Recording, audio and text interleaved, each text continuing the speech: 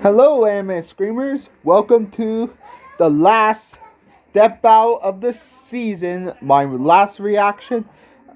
It will premiere back in April of this year, and this is the last step out of the season between Galactics and Unicron. Honestly,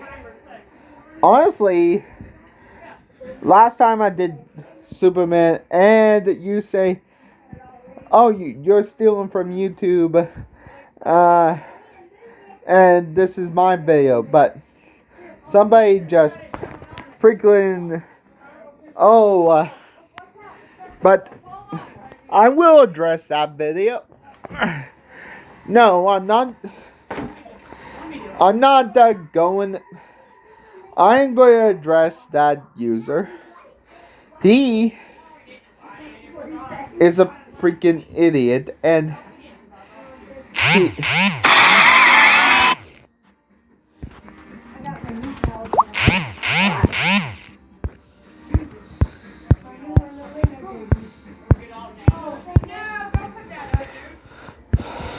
But one of the ways this could turn out that the plant eater can eat Unicron, or Unicron can slay him. Honestly, I don't know how this is going to happen, and hold on. He had that trimmer. Good thing I walked in there what I did. Honestly, to tell you the truth, the freaking time, the time,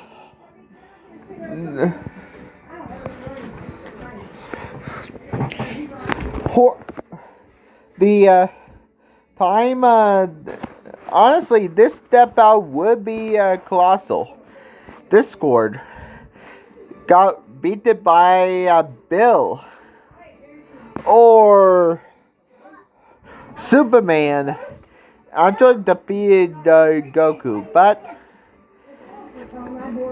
the Planet Destroyer getting wiped out from a literal transformer. I got rid of the black one. Why? Because it had marks in it. And honestly, this is actually the great.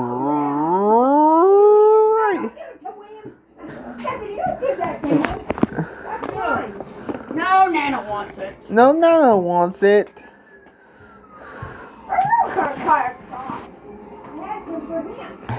He's ate all that fucking popcorn. I ate some too. I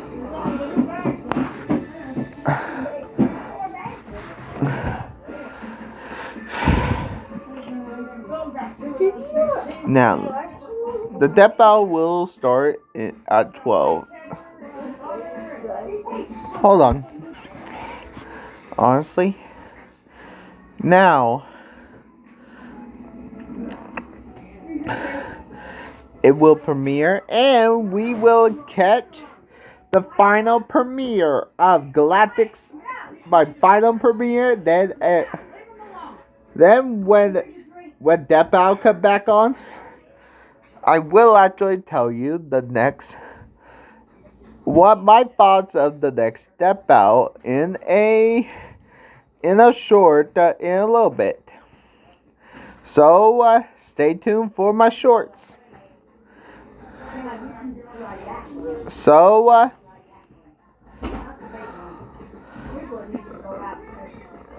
Don't bring the big one out.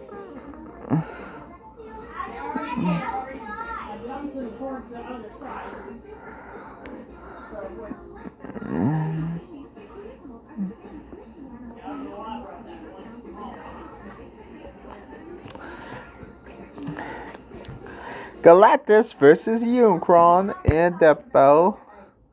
Marvel Comics versus Transformers.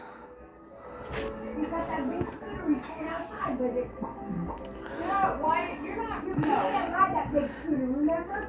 Well, if you let us, we're not going outside with that scooter, dude. No. If you let us do it. I don't care. I said no. You let us do it. I don't care. You're not going. Hey, hey, hey. I don't want it. I don't want it.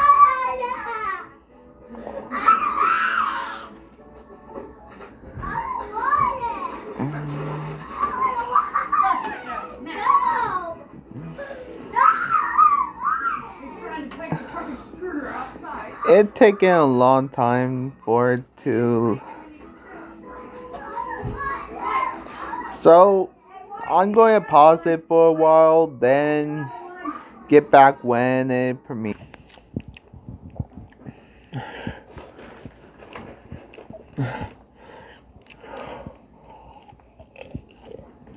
Okay.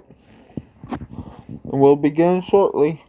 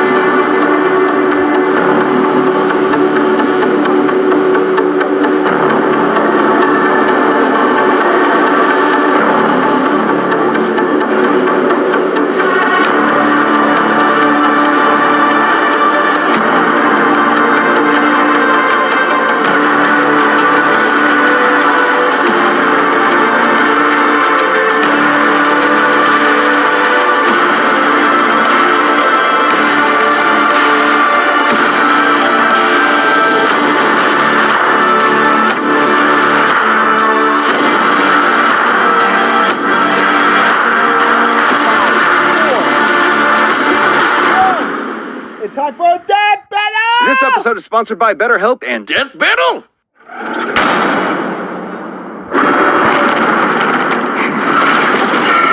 Fight!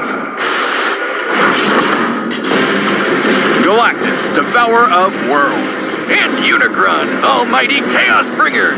That's right, it's the day we've all been waiting for. He's Wiz and I'm Boomstick. And it's our job to analyze their weapons, armor, and skills to find out who would win a death battle.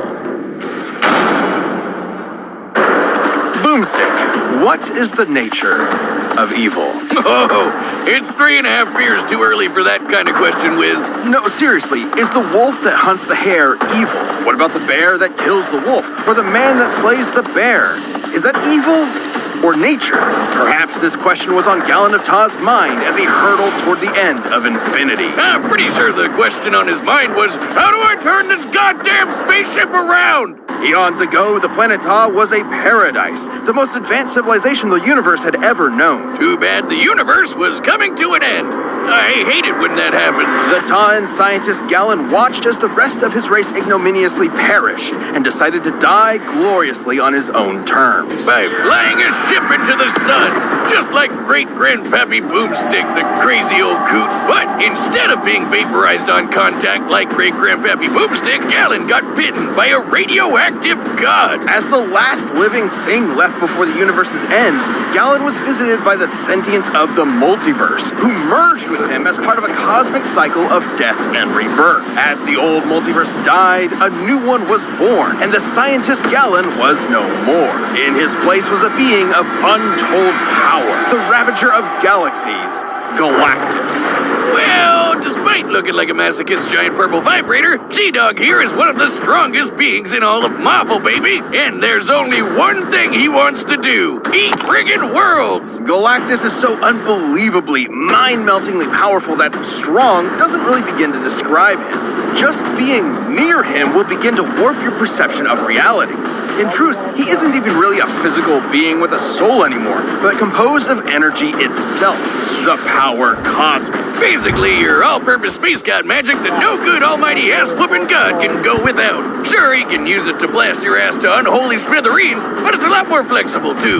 Described as being in touch with every other living thing at once, the power cosmic allows one access to a near-infinite pool of knowledge and the ability to sense danger ahead of time. I don't think there's a lot for him to be afraid of. He can manipulate matter, read and control the minds of gods, and teleport entire galaxies across the universe. The power cosmic allows him fundamental control over life itself, manipulating souls, creating new life forms from nothing, and even resurrecting the dead. And because his body is composed of energy, he can't really be hurt in the traditional physical sense. This allows him to grow or shrink his body with seemingly no limit, and alter his appearance.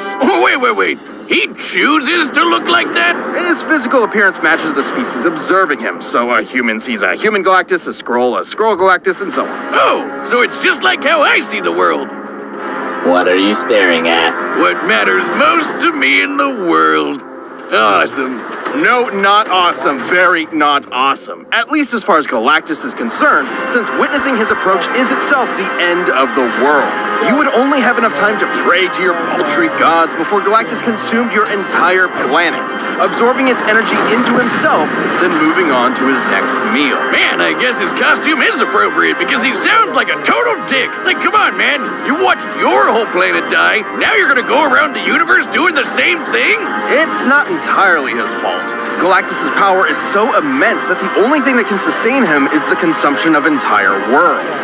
Without this constant feeding, he would perish, just as humans would without consuming plants or other animals. Kinda like how I hunt squirrels, because I hate each and every one of them. No, categorically the exact opposite, actually. Galactus isn't vengeful or cruel. If he could avoid any unnecessary death, he would. But just as the universe is bound by the laws of physics, Galactus is bound by his hunger. And that hunger has put him in conflict with some of Marvel's other heaviest hitters, like Odin and the Phoenix Force. Opposite, actually. Galactus isn't vengeful or cruel.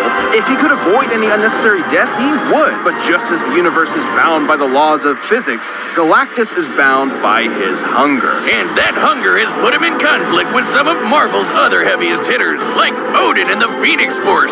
Galactus' fight with the Other and the Scryer got so intense, they threatened the entire infinite multiverse just as a side effect of the battle. While Galactus himself can comfortably cross countless light years in seconds, some of these beings are more like abstract concepts than actual living things, many of which operate outside of linear time. Like this alien bug dude who tried to use Galactus' energy to destroy 2 whole universes. Even after being drained by him, he still nuked 3 whole star systems before getting a snack. Should he somehow be threatened by beings beyond even the scope of his power, Galactus crafted a device to solve all of his problems. The ultimate nullifier. In case that name isn't obvious enough, it's a teeny-tiny weapon that destroys anyone you think of. It doesn't just destroy them, it destroys everything. The entire multiverse is eradicated, then recreated without the target. An extremely roundabout way of winning, but it works. That's exactly what happened when Galactus used it on the abstract god of destruction, Abraxas. He destroyed the god of destroying things with a Happy Meal toy. It's like my therapist said, great things come in small packages. And the nullifier was key to Galactus' first great defeat upon his inevitable arrival on Earth. When that pesky Reed Richards managed to get his stretchy hands on the thing, Galactus finally backed down and spared the planet. Which makes no practical sense. The ultimate nullifier is a part of Galactus himself. It uses his own power. He can summon it at any time and even escape its effects by hiding in a pocket dimension. It even had the safety on. Maybe he was just bored. After billions of years of cosmic genocide just to survive, I'm pretty sure Galen forgot what it meant to be mortal. Perhaps that was the true evil all along, the slow death of Galen's humanity. Because what could be more terrifying than a being that sees everything and everyone you know and love as nothing more than his next meal? This episode of Death Battle is sponsored by BetterHelp. Wiz, it's getting to be the holiday season again, and I just know Mama Boomstick is finally getting me the new dune buggy I've been drooling over. What's gonna be stuffed in your stocking? A couple undiscovered elements would be nice, but the holidays are also about giving gifts to yourself. Maybe that means giving yourself a break during this busy month, or treating yourself when you have the time. And in anticipation of a new year, sometimes that means therapy. Therapy can be super helpful year-round, but especially during this season. The holiday blues are no joke. If you're thinking about starting therapy, consider giving BetterHelp a try. What's great is that it's totally online, so it's super flexible with your schedule and convenient. All you have to do is fill out a brief questionnaire and get matched with a licensed therapist. And if it isn't a perfect match, switch therapists at any time at no additional charge. Visit BetterHelp.com/deathbattle today to get 10% off your first month. That's BetterHelp, HELP.com/deathbattle. In the beginning, before heaven and earth, before light and dark, there was Unicron, created by the formless, primordial being known as the One to explore the fledgling multiverse. Unicron instead decided to consume everything. Dude, come on! Bad Unicron! Bad God! Bad! The One decided to split Unicron into two beings, one of order and hope known as Primus, and the other of chaos and evil known as Unicron.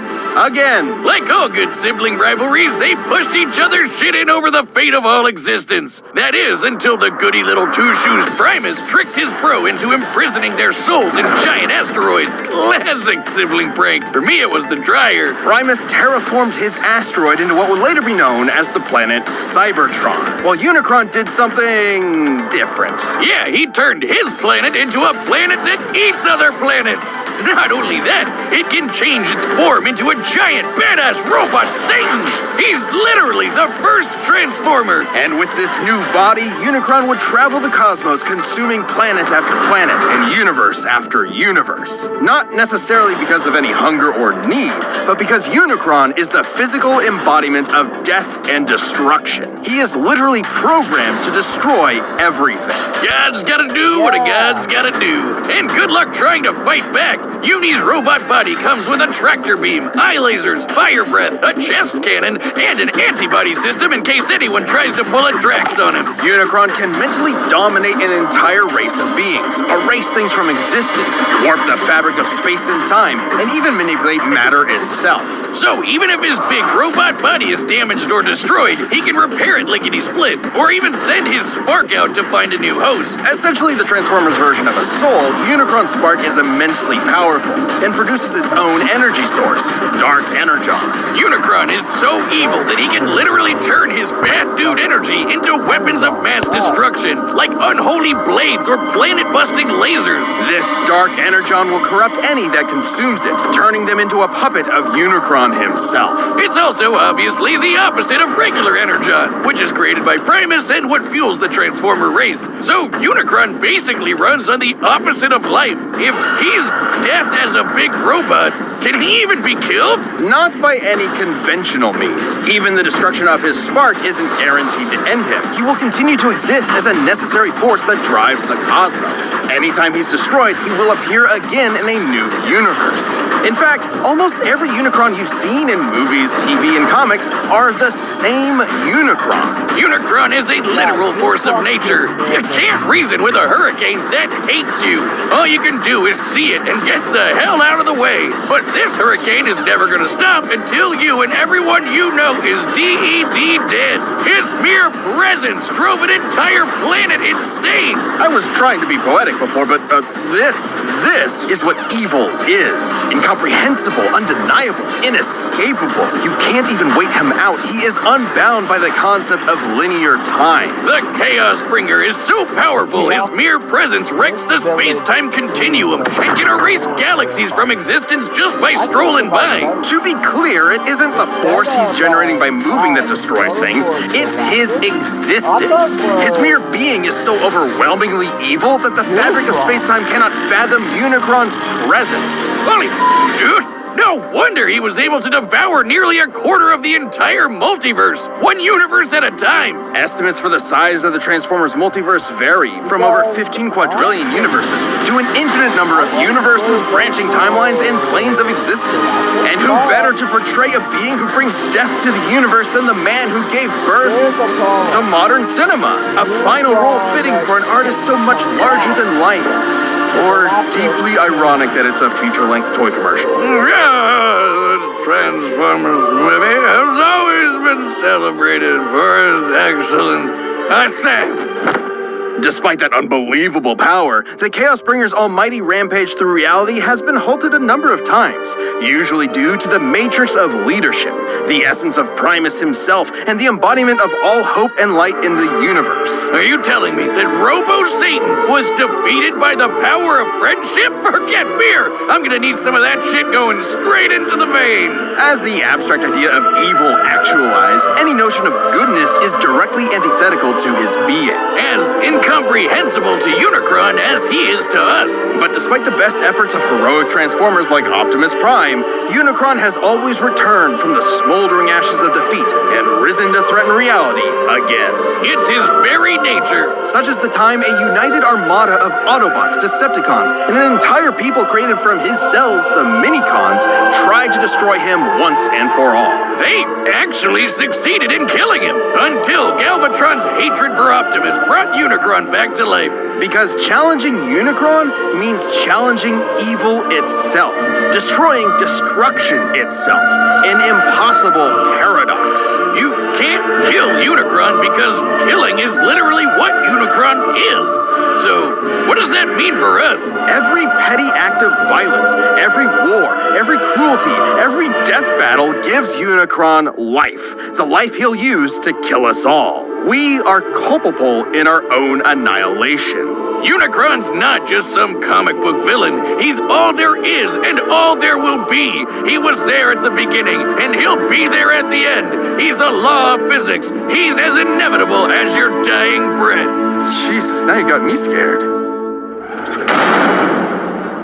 This episode of Death Battle is sponsored by Death Battle. That's called Synergy, right, Wiz? By popular demand, Death Battle the game is finally back and available for pre-order this December. Ever wanted to live out your very own death battle with you as the combatant? Of course you have. Death Battle the game is a fast-paced head-to-head card and dice game where players, well, battle to the death. Are you deadly enough to win a death battle? The first player to eliminate all of their opponent's cards wins. Who will be the last one standing? With 100 weapon, armor, and skill cards, there are tons of options for character creation. Oh, and who could forget 50 custom dice? If you know someone who just can't get enough of the pulse-pounding battles between fiction's deadliest characters, and sometimes its silliest, this is the perfect gift. Pre-order your copy of Death Battle the game this December and ring in the new year with your favorite internet show brought to life. Go to store.roosterteeth.com to pre-order your copy and get ready, cause it's time for a death battle. All right, the combatants are set. We've run the data through all possibilities. It's time for the death battle you've been asking for forever!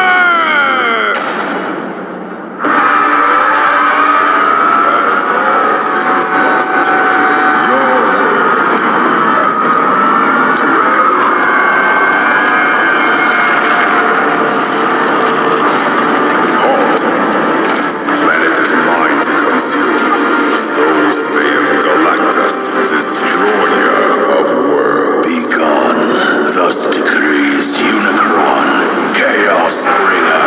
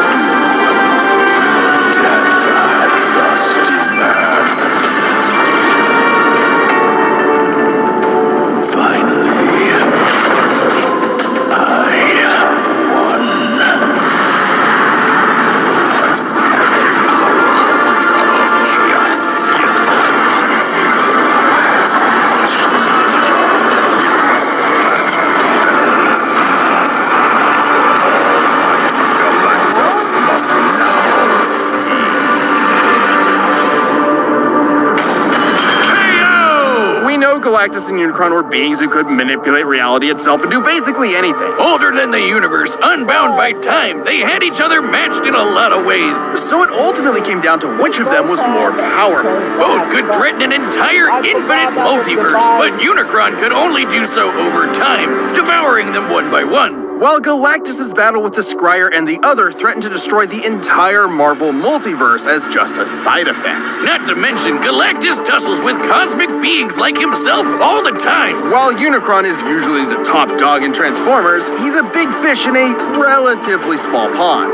Relative to Marvel, at least. That might sound better for Unicron at first, but it means he has way less experience than Galactus in full-on fights against dudes his size. And while Unicron has used Dark Energon to infect and corrupt other beings in the past, Galactus technically doesn't have a soul thanks to his cosmic rebirth from Galen.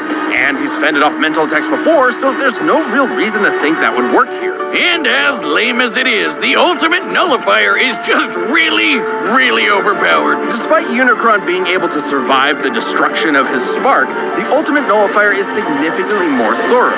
Consider the time it was used against Abraxas, a being that embodied the abstract concept of the multiverse's destruction.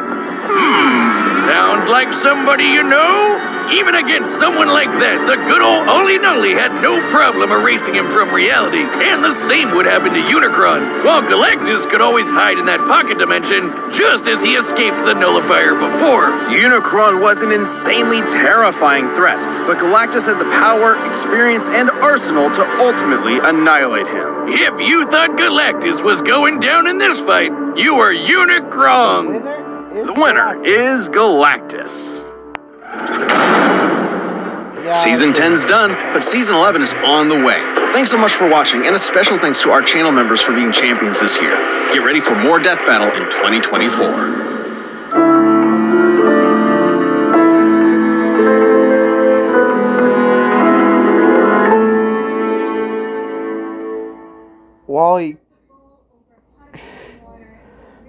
Why Coyote versus Tomcat?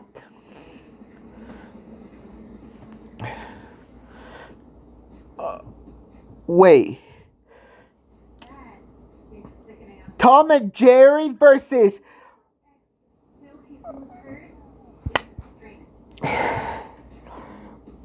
Okay, have a good day, guys. Bye.